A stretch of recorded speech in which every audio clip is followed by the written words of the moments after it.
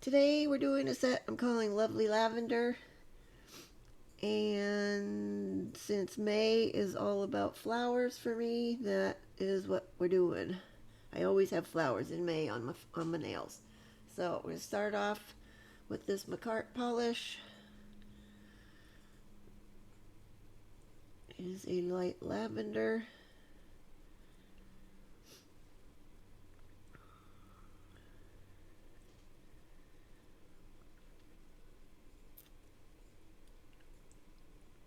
I forgot. I had stuff I was going to tell you guys. Now I forgot what it was. My mind has left me finally, people. Oh, I guess I'll think of it as we go along. I did have some issues with some stuff during this set, so we'll see that as we go. So there's going to be some things that you will learn what not to do in here. Or you'll learn how to fix them if it happens to you.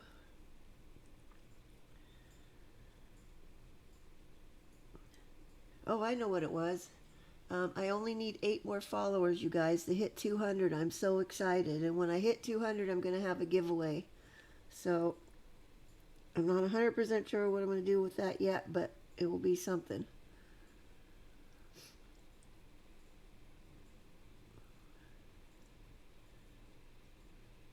I'm thinking maybe a free set of nails might be appropriate for that. Okay, first coat is on and it's cured, and now we're going to go in for the second coat. I was trying to take a little extra care with these to have the area around my cuticle be neat and smooth and not have these little jaggedy bits sticking out like I seem to end up with. Although I'm looking at that one, it is not looking all that nice and smooth. Also, I feel like I'm putting on thin layers of polish and whatnot, but I always seem to lose my shape on my nails too after I get done. So mostly on my own nails. When I'm doing the press-ons, it's not quite as bad, but so I don't know what the deal is. Either I'm just layering too many things on it, or my polish layers are not as thin as I think they are. This one has a nice cuticle edge, nice and smooth. That's what I was shooting for. Some of the other ones, not so much on there.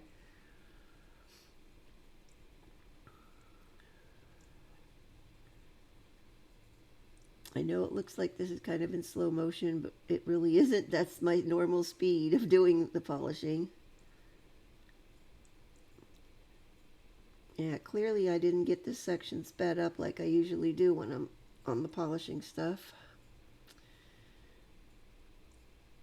I thought I had done that, but clearly it is not, so.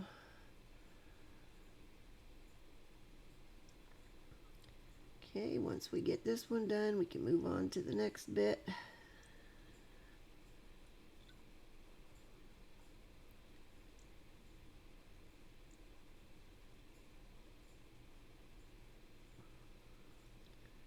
As I've got sloppage on my mat, and now I see how I got stuff on my hands and had them be itchy. Had a little bit of a breakout after this set. I think it's because I slop stuff onto my mat and then I don't realize it's there, and then I'm doing other things and my hands are getting on it. Well, that one I cleaned up, but later, trust me, there was more. Okay, moving on to the foil glue. We're doing foils, obviously. I'm going to start with the full coverage ones because that's going to be easier, I think. I'm putting a thin layer of the foil glue, making sure I get all the way on the edges, since I seem to have a lot of issues getting my edges to cover with the foil. This is the foil that we're going to use. These came from, I believe, Amazon. Now I've cured that for 90 seconds, and then I let it sit for about another 30 seconds after it comes out of the lamp to cool off a little. I seem to have a lot better issue with the stuff transferring that way. And then what I do is once I get it on there where I want it, I give it a nice firm press over the whole thing, and then we start with the rubbing with the silicone tool. I'll start off with the silicone tool. Usually I end up with 2 or 3 other things before I'm done. But you can see on that top edge it's starting to release. What I figured out with why I don't get my edges to transfer very well, I think the foil glue is not getting fully cured on those side edges sometimes. And you'll see it on this one because this one's not going to come out totally on the edges. What was I saying? Oh, foil glue. So what I started to do, and I didn't do this until a couple of nails in because it just occurred to me at that point why my edges don't seem to ever want to come out. What I started doing is while I had that, I had my hand in there curing the foil glue, after about maybe 15 seconds or so, then I started turning it from side to side. So the side edges of my nails would get cured just as well as the top. And also, I only do 1, maybe 2 nails at a time with foil glue. If you do any more than that, and it takes you too long to get your transfer foils on there and get done and move on to the next one, if it sits too long after it's come out of the lamp, it seems to not want to work as well either. It's kind of a finicky process, I think. Maybe it's just me, I don't know, or maybe it's this particular foil glue, maybe it's the foils, I don't know, but I find that I have better success if I only do like 1 or 2 at a time.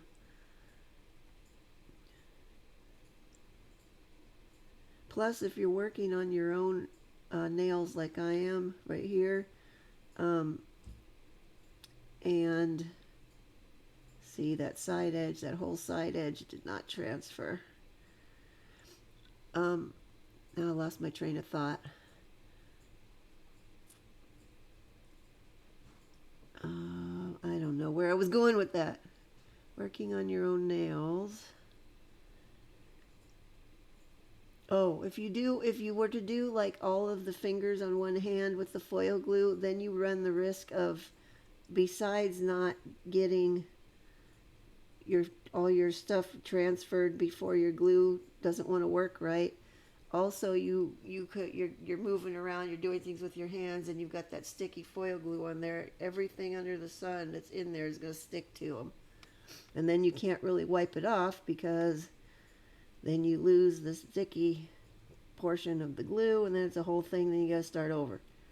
So better to do just 1 or 2 at a time. I did go back and fix that edge. I just didn't show you. Okay, now if you can see where I've got the foil glue on just the end of that one, kind of like a French but with a V in the middle. Obviously you could see I've done the full coverage nails, the rest of them. We're going to do this one, and then I think I'm going to show you one more, maybe 2, I don't know, but put it on, give it a firm press, and you can see where it's already releasing, because this one I have got the cure on my glue better at this point.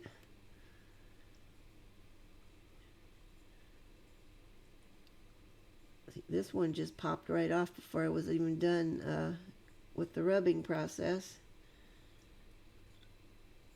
Let's see, there's a little bit right there that didn't transfer. And I say this every time I'm doing foils, and I will continue to say it. Do not yank these things off like a band-aid, because if you don't get a full transfer, it's a real pain in the butt to get it to line up again. So your design, so your design is the same. Now on some stuff where you have a busy kind of design with tiny little bits, you can get away with just putting whatever part of the foil on there, because it's so busy you don't always see it. You won't see the extra if it doesn't fully match up, because it just will blend in. Okay, that one just didn't want to stick, so we're going to add a little bit more foil glue to where that bald spot there is. And I will go ahead and cure that again for 90 seconds, let it cool a little bit, and then we're going to go back and try to get something to stick on there.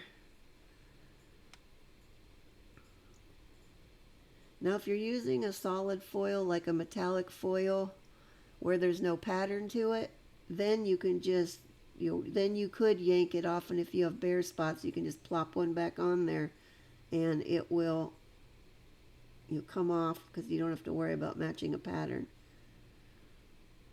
And there we go. That's how I patch the sides up. And since I didn't show you my putting the foil glue on for that, we're going to see it on this one. The one on my pinky, I got a little bit too much of a bit on the end there. I wanted it to be a little bit less. So we're making this one a little closer to the free edge. Also, I was wanting the point in the center of the French part to be in the very center of my nail, which on some of my nails it is, and some not quite so much. I tried, but sometimes I get a little off on these things. Working with this clear foil glue, it's hard to see where it's going, for one thing. So on some of mine, like one side looks good, the other side is got a much thinner edge to it because I didn't get it fully centered. And those have been cured, and here we go with one of these.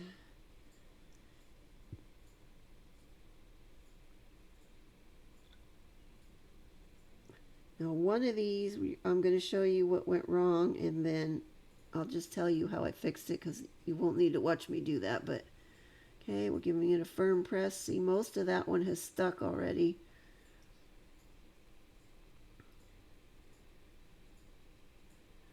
This is where I had figured out the side edge situation with the glue and everything. Oh, see, that one popped right off before I was even done rubbing it. Just the hard press on that one got it nicely on there. Okay, and this one, I think this is where things went wrong with this one. This one, my hands were starting to get slightly sweaty, and when I did that, it came back off. It stuck to my finger. So now I have a partial transfer on there. There's no way I'm going to line that all up and get it. So I had to wipe it all off, start over with fresh foil glue, and now we're just doing it again. That's the same thing that will happen is if you're hovering over where you're going to put it and you're trying to get where you want it to line, where you want to put your foil down, but it accidentally touches the nail too soon, and then you quickly take it back off, and some of your design will transfer to the nail. Yeah, that's always a royal pain. That's why I always tell you, make sure you know where you're going to put it before you let it touch the nail, because once it does, wherever it touches most likely is going to stick, and then it's not going to be fully transferred. And you can either try to line it all up, which I didn't do because it was a scattered. If it was like one section that was stuck on there, I would have lined it up and put it on, but it was scattered with little bits all over the place. There's no way I was going to line all that up properly without a lot of cursing and getting aggravated. But you can see now I'm switched over to this other tool, the other end of my cuticle pusher tool. This has got to be the most versatile tool that I have. I use this thing for everything. Besides pushing back my cuticles, I use that other end for things like you just saw me doing. I use the underside of the cuticle pusher as a little scooper if I'm scooping out pigments or something. As a matter of fact, I also do that for the scooping out pigments when I'm using it for resin stuff. So I really should probably get something else to use for that purpose for my resin, so I don't have to keep raiding my nail desk. Okay, and I'm taking this off slowly just in case I needed to do any touch up. Now see how the edges came out much better. Everything stuck because of how I was turning my hand back and forth and getting a full cure on that glue on the side edges now. So that's one hurdle I've jumped over and solved, and that's where we are so far. And moving on back to where we are so far. Okay, now we're ready for the paint. Now initially I just was going to do this, the white line on the edge of the foils, but as I was looking at it after I got one done, I was looking at it, like you can see my pinky over there on the far right. I started to make some kind of a design on one side. That pinky one, I don't like how it is, so I do wipe that off and do it again. My lines along the edge of the foil were too thick and I wasn't liking them. But it seemed like it needed something else. I mean, it looks okay like that. And originally I was going to do a crystal cuff on the top of the ones that have the French part like that. But I decided I didn't really want to do that. And while I had these paints out, I then decided I was going to paint a design on one side, which you're going to see in a second once I quit messing around here. Excuse me. I'm going to start off with just a little swirly thing, and then I'm just going to do 3 little, I don't know what you want to call them, a swoop, I guess. Kind of a long, medium, and then a short one. Just on the one side. And that's what I ended up going with on all of them.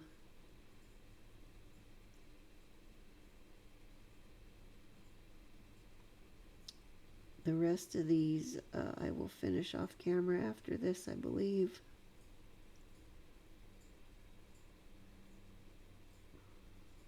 Oh, nope, I guess we're going to see me do the pinky now. That's the one that I wiped off and have now started over.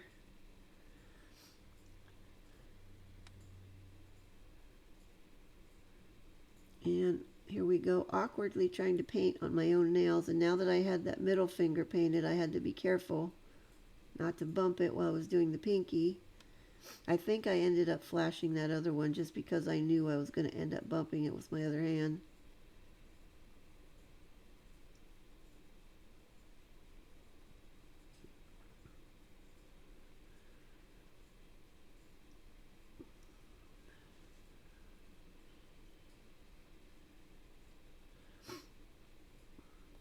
I'm pretty sure this is the last of the design painting you're going to see me do on here.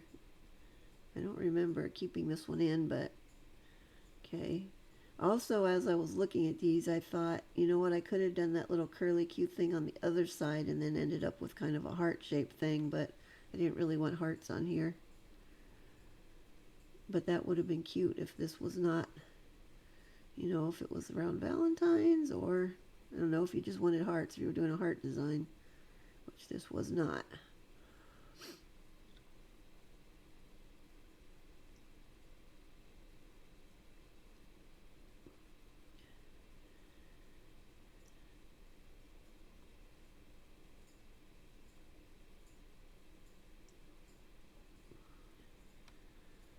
Okay, there we go. Those have been cured, and now we're ready to top coat.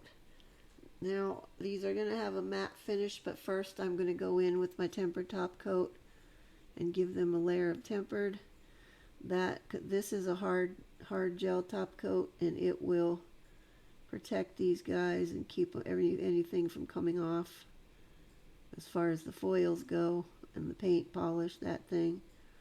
Now, the embellishments we're going to be putting on, that's a whole nother story. I've already had issues with that.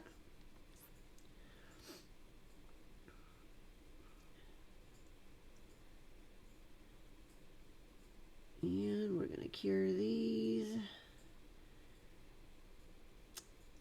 That's what they would look like if you kept them shiny. Well, you briefly got to see them. Okay, I'm going in with the matte top now. Now I'm using this Model 1 instead of the rest of my Beetles because the Beetles one has turned very yellow in the bottle, and I didn't want to put that over top of this. I could still use it if I was doing a yellow set or orange or something red, something where it's not going to show up that much, but this one I did not need any yellow on top of. Now I do cure these for 2 minutes because I found with the matte tops, they seem to need a longer curing time. Oh, piece of hair. Of course. And plus, since the matte top is a softer top coat, I like to give it extra cure just to make doubly sure that it's good and cured. And don't skimp on your matte top when you're putting it on. If you get it too thin, it'll come out streaky. So you want to go a little on the thicker side. Okay, those have been cured. We're moving on to the embellishments. Those little butterflies I'm going to use. And these purple flowers too. Now, I know full well going in, putting these on, that these butterflies were going to get caught on absolutely everything and be a royal pain in the butt. But I just thought they were really cute for on here, and so I went with them anyway. Now, I've had these on for about 3 days now, and I will tell you the butterfly on my left hand has been off twice. I lost it the next day before I even shot my pictures for my nails. I lost one on my left hand, so I cleaned that up, put a new one on. It was fine. I went to bed that night. The next day when I woke up, it was gone again, so I don't know when it came off the second time. So now I have switched to one of these flowers on my left hand ring finger. So I now just have one butterfly left on my right hand, the one you just saw me glue on. The rest of them now have these flowers. And in the center, we're going to use that largest size of the silver caviar beads. Initially, I was going to go with gold, but that gold is too bright yellowy, and it just wasn't going to go with this set, so I went with the silver. And we're in the home stretch. This is the last bit now.